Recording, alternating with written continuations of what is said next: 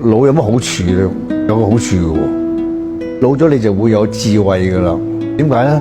因為你過咗咁耐時間咧，你就會睇到，其實你嘅經驗咪會睇到啲嘢噶啦。好啦，20歲你話睇唔到啫，40歲你呃自己，我都好似睇唔到。漸漸到60歲以後，你就應該睇到啲嘢啦。人類不嬲都係咁，都冇變過，都係出現負勢噶啦，都係有錢就拜，冇錢就踢噶啦。咁你咁緊張做咩啫？梗係咁，梗係冇得變添喎，一定係。忽然間唔嬲啫，咁你唔嬲點？你用你嗰套方法去嘅智慧，去令到你自己點樣法律去處理呢個問題嚟㗎？所有嗰啲發火、激動、衝動、鬧人都冇用嘅，完全。你不如諗過晒，清清楚一次過係咁樣噶啦。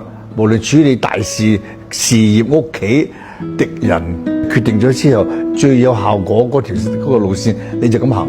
咁呢個就個智慧咯，即係忍唔住就冇智慧咯。其實咩叫忍唔住啫？即係冇得，呢個世界唔應該忍唔住嘅，生命咁短添喎，仲要忍唔住？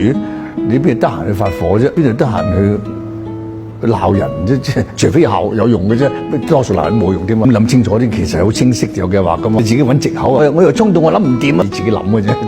咁智慧就喺呢度嚟咯，我覺得加加埋埋呢啲嘢，令到佢覺得坐落之後諗清楚啲，一步幾行就行噶啦。一行就到位，又容易解決問題。個個都有呢個可以有呢啲智慧嘅，原來只要你自己組織下，你諗清楚就係嘅，一定係。如果你冇呢個智慧，你自己真係蠢嘅啫。